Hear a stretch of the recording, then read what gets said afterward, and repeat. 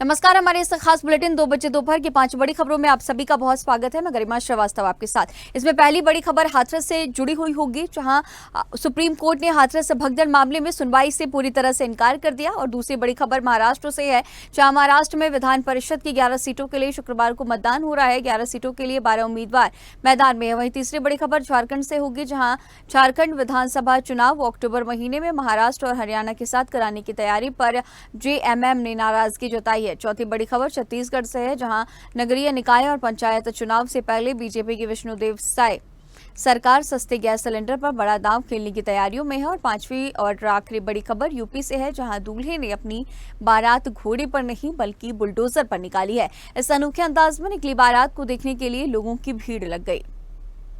तो इस 5 मिनटों के जरिए आपको 5 बड़ी खबरें दिखा रहे हैं और इन्हीं 5 बड़ी खबरों पर अब और चलिए पहली बड़ी खबर का रुख कर लेते हैं, जहां हाथरस भगदड़ की जांच के लिए सुप्रीम कोर्ट ने सेवानिवृत्त जज की अध्यक्षता में 5 सदस्यीय विशेषज्ञ समिति की मांग वाली याचिका पर सुप्रीम कोर्ट ने सुनवाई से इनकार कर दिया। 2 जुलाई को हुई भगदड़ में 121 लोगों की मौत हुई थी। CJI justice DY Chandrachud, justice JB Pardiwala और जस्टिस मनोज मिश्रा की पीठ ने कहा कि ये एक परेशान करने वाली घटना है, लेकिन वो इस मामले पर विचार नहीं कर सकती और हाईकोर्ट ऐसे मामलों से निपटने के लिए सशक्त न्यायालय है। सुप्रीम कोर्ट ने याचिकाकर्ता से कहा कि वो अपनी याचिका लेकर उच्च न्यायालय जाएं। दरअसल अधिवक्ता विशाल तिवारी ने याचिका में उत्तर प्रदेश सरकार को घटना पर स्थित रिपोर्ट प्रस्तुत करने और अधिकारियों, कर्मचारियों और उनके खिलाफ उनकी लापरवाही के लिए कानूनी कार्रवाई शुरू करने का निर्देश देने की मांग की थी। और इसके अलावा राज्यों को किसी भी धार्मिक या अन्य आयोजनों में जनता की सुरक्षा के लिए भगदड़ या अन्य घटनाओं को रोकने के दिशा निर्देश जारी करने का निर्देश देने की भी मांग की गई थी। और इसी खबर पर तमाम जानकारी के साथ हमारे सहयोगी समीर हमारे साथ लाइव जुड़े हुए हैं। समीर, अब जिस तरह से सुप्रीम कोर्ट ने साफ तौर पर इनकार कर दिया है इस मामले में सुनवाई को लेकर के, हाई कोर्ट का अब रुख करने को कहा गया है, फिलहाल क्या कुछ अपडेट और भी क्या कुछ जानकारी जो डीवाई चंद्रचूड़ के साथ में जो भी पूरी बेंच थी उनकी तरफ से सामने आई है? जी बिल्कुल बताना चाहूंगा। सुप्रीम कोर्ट ने साफ तौर पे बोला है कि ये याचिका खारिज करते हुए याचिकाकर्ता से बोला है कि ये मामला उच्च न्यायालय के पास ले जाऊं, उच्च न्यायालय सशक्त है ऐसे मामलों को सुनने के लिए। वहीं अगर बात की जाए तो बेंच अपनी कार्रवाई में लगी हुई, लगातार इस पे जांच पड़ताल चल रही है। और वहीं अगर बात करें तो मुख्यमंत्री योगी आदित्यनाथ ने इस पे मोर्चा संभाला था और ताबड़तोड़ कार्रवाई करी थी, जिस पर कार्रवाई के दौरान 6 लोगों को हिरासत में भी लिया गया था।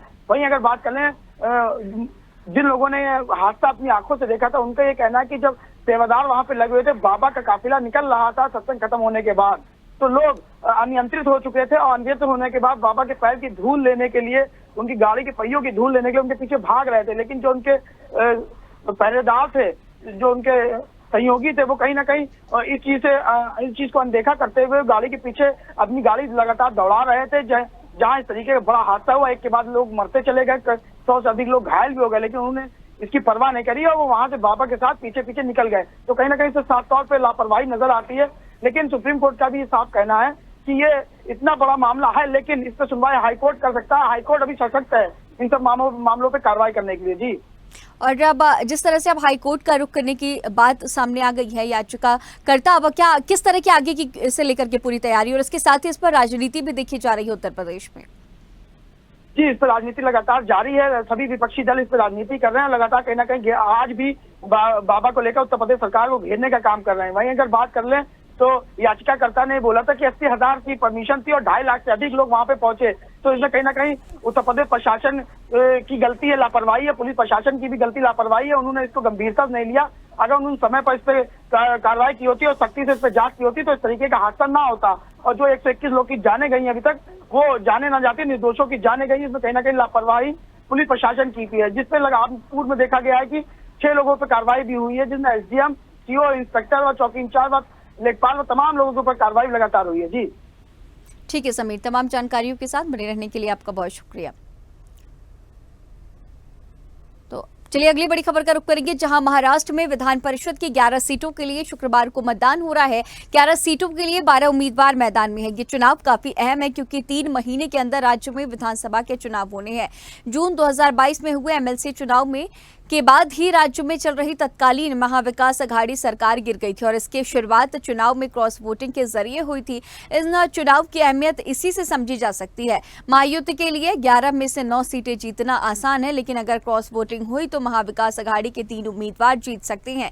12 उम्मीदवारों में से बीजेपी के 5 उम्मीदवार सुरक्षित माने जा रहे हैं। महाविकास अघाड़ी से कांग्रेस के 1 उम्मीदवार प्रज्ञा सातव और शिवसेना उद्धव गुट के 1 उम्मीदवार मिलिंद नार्वेकर भी आसानी से जीत सकते हैं। अगर शरद गुट के समर्थक जयंत पाटिल को जीतना है तो उन्हें अपने लिए वोटों का प्रबंधन करना होगा। क्रॉस वोटिंग से बचने के लिए इसके पहले हमने देखा कि रिजॉर्ट पॉलिटिक्स भी शुरू हुई थी महाराष्ट्र में।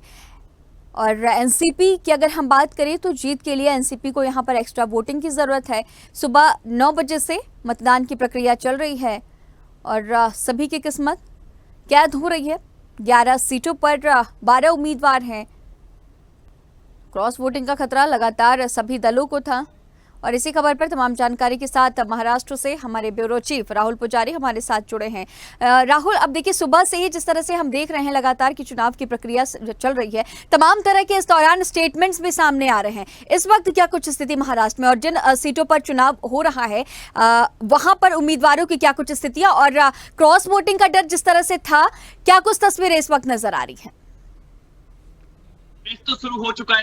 9 बजे सवेरे से मैच शुरू हो चुका है और 4 बजे तक ये मैच चालू रहेगा। लेकिन सभी को अभी भी डर लगा हुआ है क्रॉस वोटिंग का कि क्रॉस वोटिंग हो चुका है, कोई रिजल्ट तो बाद में आने हैं। जिस तरह से बीजेपी ने पेज फंसा दिए, एक कैंडिडेट ज्यादा खड़ा करके, जिस तरह 9 कैंडिडेट एनडीए की तरफ से खड़े हुए और 3 कैंडिडेट इंडिया गठबंधन की तरफ से खड़े हुए, तो एक कैंडिडेट का जो पेज फंसा हुआ है उसको तो दोनों तरफ से अगर देखा जाए तो 9 कैंडिडेट बीजेपी भी पूरी अपने एनडीए को लेके नहीं जीता सकती, केवल 8 ही जीता सकती है। अगर आंकड़ों की बात करें तो बीजेपी के पास 103 है और एकनाथ शिंदे के पास 38 है और एनसीपी अजीत पवार के पास 40 सीटें हैं। तो सब आंकड़े मिला के भी देखा जाए तो 8 सीटों का पूरा हेर फेर हो है, 8 सीट जिता सकती है एनडीए। वही अगर दूसरी तरफ देखा जाए तो जिस तरह से इंडिया गठबंधन उनकी 3 सीट है, तो कांग्रेस की 1 सीट तो क्लियर होती है क्योंकि उनके पास 35 विधायक है और 23 विधायक की संख्या चाहिए एक एमएलसी जिताने के लिए। तो जिस तरह से उद्धव ठाकरे की बात करें, उनके पास 15 विधायक है, उनको 8 नंबर ऑफ संख्या चाहिए जिताने के लिए। तो 8 संख्या वो कहां से लाएंगे? तो इधर दोनों तरफ जिस तरह से देखा जाए ना, अगर तो इस समय निर्दलीय लोगों की बहुत पूछ होगी, क्योंकि निर्दलीय जिस तरह रुझान करते हैं उनकी संख्या बढ़ सकती है और उनको वोटों के उनके एमएलसी जीत सकते हैं। तो पूरी तरह से पेज फंसा हुआ है और 4 बजे के बाद ही कुछ पता लगेगा किस तरफ क्या हुआ है और रिजल्ट आने के बाद ही सब कुछ क्लियर होगा। लेकिन इससे एक बात तय है कि विधानसभा चुनाव में आने वाले विधानसभा तो चुनाव की जो राजनीति है इसी एमएलसी चुनाव के बाद तय होगी कि किस तरफ जा रही है, कि मराठाओं की तरफ जा रही है कि इंडिया गठबंधन की जो है वो आने वाले टाइम में सत्ता पे शामिल होगी या बीजेपी फिर से मजबूती से खड़ा हो सकेगी। राहुल, इसके पहले जब एमएलसी चुनाव हुए थे तो क्रॉस वोटिंग की वजह से तस्वीरें काफी कुछ बदलती हुई नजर आ रही थी और इसीलिए इस बार हमने ये भी देखा कि रिजॉर्ट पॉलिटिक्स, जिस तरह से हम पहले भी जिक्र कर चुके हैं इसका, तो इस बार अगर क्रॉस वोटिंग की अगर हम बात करें तो इसे लेकर के क्या कुछ तस्वीरें नजर आती हैं और किस तरह से मैनेजमेंट सभी पार्टियों ने किया है, इस बात का भी जिक्र कीजिएगा। देखिए 2 से 3 दिन तक पूरी मैनेजमेंट लग रहे, पूरा जितनी आला नेता है सब पूरी तरह से अपने अपने विधायकों को एक तरह से पूरे बंधक बना लिए हैं। आप बंधक कहेंगे तो बात उचित होगा, पूरी तरह बंधक को नजरबंद कर दिए। लेकिन फिर भी जब वोटिंग के समय क्रॉस वोटिंग कर सकते हैं, क्योंकि उनको सभी, चाहे बीजेपी हो, एनसीपी अजीत पवार हो, चाहे एकनाथ शिंदे हो, कहीं ना कहीं नाखुश लोग तो होते ही हैं क्योंकि उनको कोई पोस्ट नहीं मिलती, मंत्री पद नहीं मिलता या उनकी पूछी नहीं जाती, तो उस समय वो क्रॉस वोटिंग कर दे। ऐसा कई बार विधानसभा में हो चुका है। तो ये अंदेशा है कि कहीं ना कहीं अगर ये क्रॉस वोटिंग होती है तो इधर का उधर पड़ना हो सकता है। तो सभी तरह से प्रयास लगाए जा रहे हैं कि हमारे जितने भी विधायक हैं वो हमारी तरफ ही वोट करें, लेकिन वोट डालने समय तो कौन किसकी तरफ जाता है वो उसी को क्रॉस वोटिंग की वजह से 2 दिन से इनकी खातिर की जा रही है, इनको एहतराम की सभी चीजें दी जा रही है, इनकी ट्रेनिंग दी जा रही है कि नहीं आप हमारे साथ रहिए, इस तरह से करिए, इस तरह से वोट डाले जाएंगे। तो अब देखते हैं किसका मैनेजमेंट किस पे भारी पड़ता है, किसकी राजनीति किस पे चलती है। अगर एनडीए गवर्नमेंट की बात करें तो पूरी तरह से लाभमंद है। अगर उनको टेंट लगती है तो इंडिया गठबंधन को फायदा होगा, इंडिया गठबंधन को टेंट लगती है तो एनडीए को फायदा होगा। तो ये सब चीज जो समीकरण है वो पूरी राजनीति पूरी ताकत झोंक दी गई है। आला नेताओं से केंद्रीय राजनीति से लेकर सब लोग अपनी पूरी ताकत महाराष्ट्र में झोंक रखे हैं कि कहीं से भी कोई फिसल ना जाए, चाहे विपक्ष हो या सत्ता पक्ष। अब देखना 4 बजे के बाद गरिमा किक होता क्या है, लेकिन ताकत सभी लोगों ने लगा रखी है। ठीक है राहुल, इसी तरह से अपनी तेज नजर आगे भी बनाए रखिएगा। तमाम जानकारियों के साथ बने रहने के लिए आपका बहुत शुक्रिया।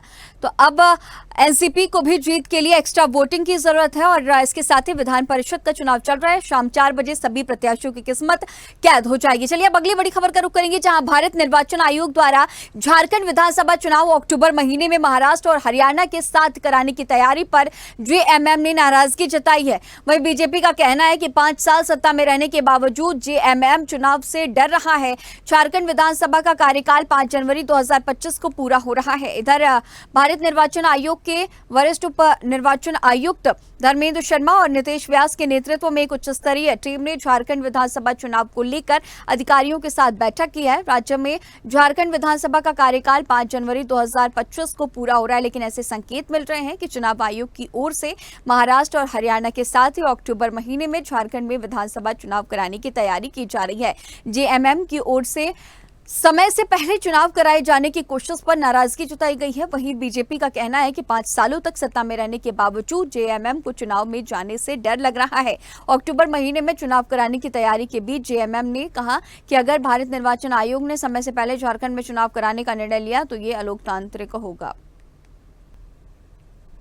भारत निर्वाचन आयोग की टीम ने इसे लेकर के तैयारियां कर रहा है और 5 जनवरी को 2025 में विधानसभा का कार्यकाल खत्म होगा। हालांकि झारखंड मुक्ति मोर्चा ने नाराजगी भी जाहिर की। वो नहीं चाहते कि समय से पहले विधानसभा चुनाव कराए जाए। और इसी खबर पर तमाम जानकारी के साथ पटना से हमारे ब्यूरो चीफ धर्मेंद्र कुमार हमारे साथ फोन लाइन पे जुड़े हुए हैं। धर्मेंद्र, अब देखिए जिस तरह से महाराष्ट्र में और हरियाणा में चुनाव होने हैं और ये जानकारी सामने आई है कि चुनाव आयोग तैयारी कर रहा है अक्टूबर महीने में, और साथ ही साथ झारखंड में भी चुनाव होने हैं विधानसभा के 5 जनवरी 2025 को, चाहे कार्यकाल खत्म हो रहा हो, लेकिन अब ये जानकारी सामने आ रही है कि पहले ही चुनाव कराया जाएगा, लेकिन इसके पहले जेएमएम में नाराजगी। क्योंकि जिस तरह से भारत निर्वाचन आयोग ने आकर बैठक की झारखंड में, वहीं से चुनाव की हलचल तेज हो गई। चुनाव को लेकर दोनों पार्टियों में हलचल तेज हो गई। हालांकि जिस तरह से चर्चाएं हो रही थी लगातार कई दिनों से, यहाँ के निर्वाचन आयोग के रवि रंजन ने भी इसकी पुष्टि करते हुए कहा था कि चुनाव की तैयारियां पूरी कर ली जा रही है। वहीं निर्वाचन आयोग के निर्वाचित अधिकारी को भी इस तरह की आदेश दिया गया है कि जो भी बूथ हो एवं भवन हो, सारे चीज को चयन करके हर हाल में तैयारी रखनी है। तो इस तरह से स्पष्ट होता है कि ये तैयारी अभी की नहीं है बल्कि पूर्व से ही चल रही है। और कल जिस तरह से निर्वाचन आयोग की आकर अधिकारियों के साथ जो बैठक की, ये हलचल और तेज हो गई। हालांकि जेएमएम कभी नहीं चाह रहे हैं कि अभी तो जब तो चुनाव हो, अक्टूबर माह में चुनाव हो, क्योंकि वो हेमंत सोरेन जेल में बंद थे और वो आके अभी थोड़ा सा अपने स्टेट में, अपने राज्य में हर आदमी को, हर आदमी से नहीं बल्कि हर कार्यकर्ता से मिलना चाह के अपनी बात को रखना चाहता है, तो वो समय मौका नहीं मिलेगा। यही कारण है कि जेएमएम इसका विरोध कर रही है।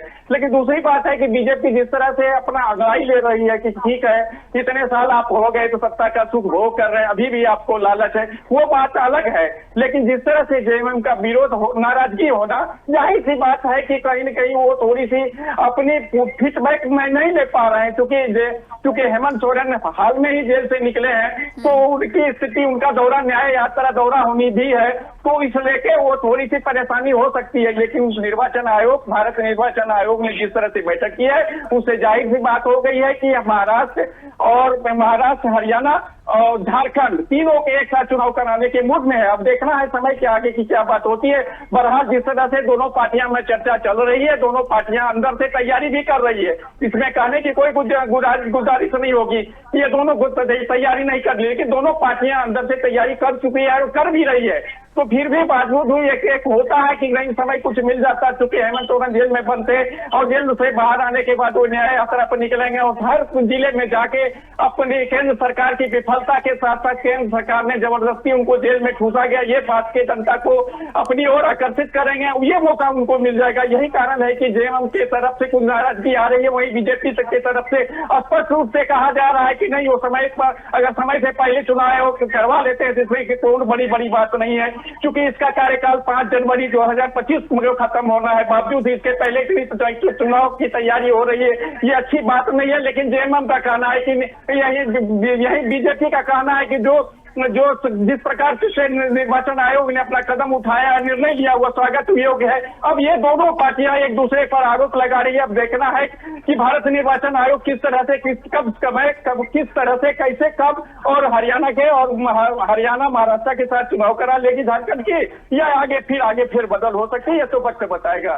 जी ठीक है धर्मेंद्र, आगे भी नजर बनाए रखिएगा। तमाम जानकारियों के साथ बने रहने के लिए आपका बहुत शुक्रिया। और चलिए अब अगली बड़ी खबर का रुख करेंगे, जहां नगरीय निकाय और पंचायत चुनाव से पहले बीजेपी के विष्णुदेव साय सरकार सस्ते गैस सिलेंडर पर बड़ा दांव खेलने की तैयारी में है। नवंबर-दिसंबर 2024 में होने जा रहे नगरीय निकाय चुनाव से पहले गरीब वर्ग की महिलाओं को 500 रुपए में गैस सिलेंडर देने का वादा पूरा किया जा सकता है। अगर ऐसा हुआ तो ये योजना बीजेपी के लिए चुनाव में गेम चेंजर साबित हो सकती है। राज्य में 184 नगरीय निकाय हैं, इनमें से 169 में इसी साल के अंत में चुनाव होने हैं। बाकी 15 निकायों का कार्यकाल 2025 में पूरा होगा। वहीं नगर निकाय चुनाव 2019 में पूर्ववर्ती सरकार कांग्रेस की भूपेश सरकार के दौरान प्रदेश के सभी 14 नगर निगमों में कांग्रेस के महापौर चुने गए थे और अभी केवल 13 निगमों में कांग्रेस है और एक में बीजेपी के महापौर है। विधानसभा चुनाव के दौरान मोदी की गारंटी में बीजेपी ने सस्ता गैस सिलेंडर देने का वादा किया था। अनुमान ये है कि सरकार इस साल ही गैस सिलेंडर देने की योजना शुरू कर सकती है। महतारी वंदन योजना में हर महीने 70 लाख से ज्यादा महिलाओं को 1000 रुपए महीना मिल रहा है। मुख्यमंत्री साई ने राजधानी के पंडित दीनदयाल उपाध्याय ऑडिटोरियम में बीजेपी की प्रदेश कार्य समिति की बैठक में गैस का सिलेंडर 500 रुपए में देने का वादा पूरा करने के संकेत दिए।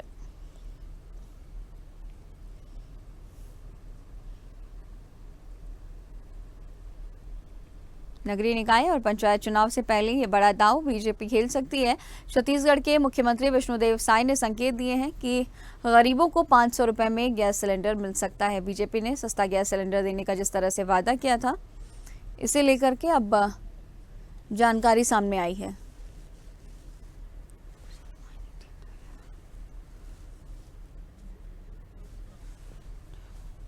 बीजेपी ने सस्ता गैस सिलेंडर देने का वादा किया था और अब ये संकेत छत्तीसगढ़ सरकार की तरफ से। और इसी खबर पर तमाम जानकारी के साथ हमारे सहयोगी राहुल हमारे साथ लाइव जुड़े हुए हैं। राहुल, अब जिस तरह से सस्ता गैस सिलेंडर देने का दावा बीजेपी पहले भी कर चुकी है, लेकिन जब चुनाव हुए, जब लोकसभा के चुनाव हुए तो लगातार आरोप का दौर भी हमने देखा था कि विपक्षी दल लगातार आरोप लगा रहे थे कि भाई सस्ता गैस सिलेंडर कब मिलेगा। लेकिन अब नगरीय निकाय के पहले ये बड़ा संकेत विष्णुदेव साय की तरफ से।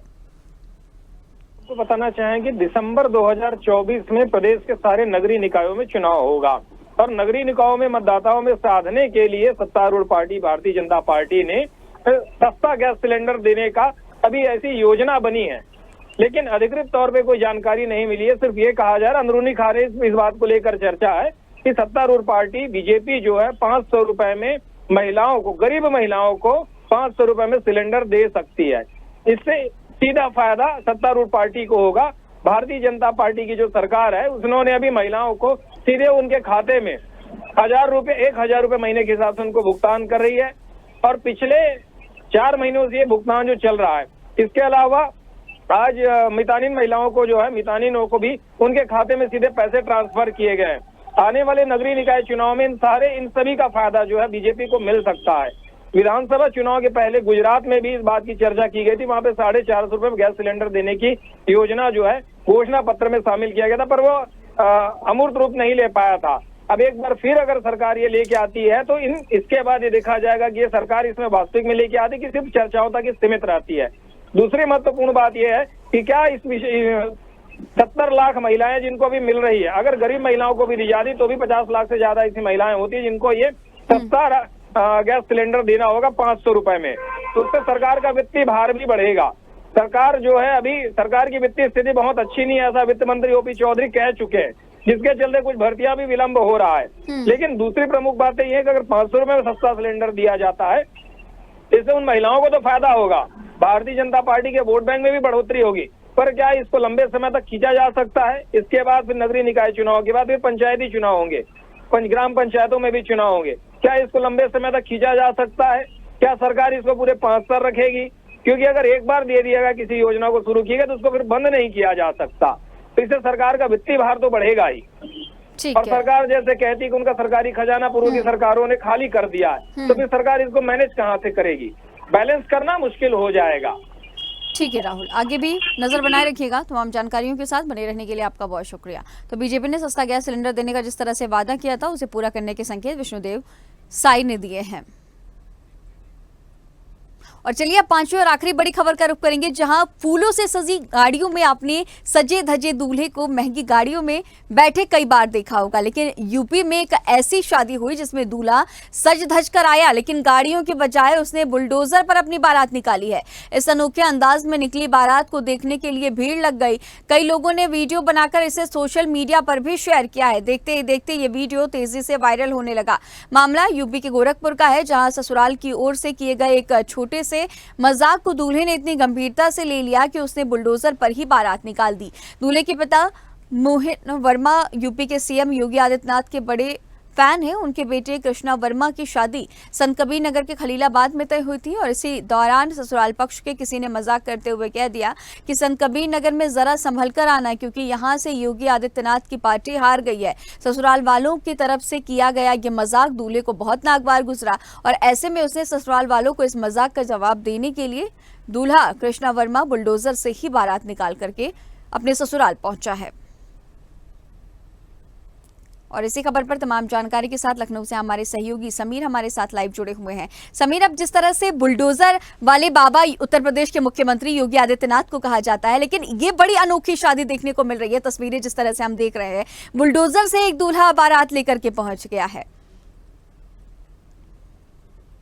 जी गरिमा जी, बताना चाहूंगा जो कृष्णा वर्मा है वो मुख्यमंत्री योगी आदित्यनाथ का जबरदस्त फैन है और उसकी जब शादी तय हुई थी तो उसके ससुराल वालों में किसी ने उसके चुटकी काटते हुए बात कही कि यहाँ से योगी बाबा हार गए, थोड़ा संभल के आना। तो उसको ये बात गवारा ना हुई, जिस पर उसने अपनी बारात बुलडोजर पर ले जाने का फैसला किया।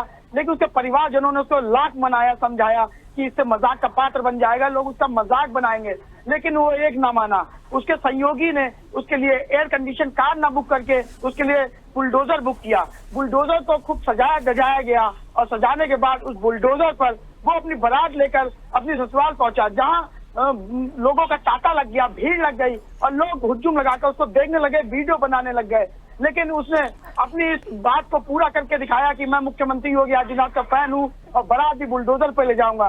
लेकिन ससुराल वाले भी ये देखकर बहुचक्के हो गए कि जिसको हमने मजाक में ताना मारा था, उसने इस बात को अपने दिल पर लेकर ये बड़ा एक ऐतिहासिक चीज कर दी, जिसको लेकर संत कबीर नगर में चर्चा का विषय बन गया और आज सोशल मीडिया पे सबसे ज्यादा ट्रेंड कर रही है ये वीडियो बुलडोजर पर गई बारात को लेकर। जी ठीक है समीर, तमाम जानकारियों के साथ बने रहने के लिए आपका बहुत शुक्रिया। तो योगी बाबा का बड़ा फैन ये दूल्हा कृष्णा वर्मा है और अपनी बारात लेकर के वो बुलडोजर से संत कबीर नगर पहुंच गया।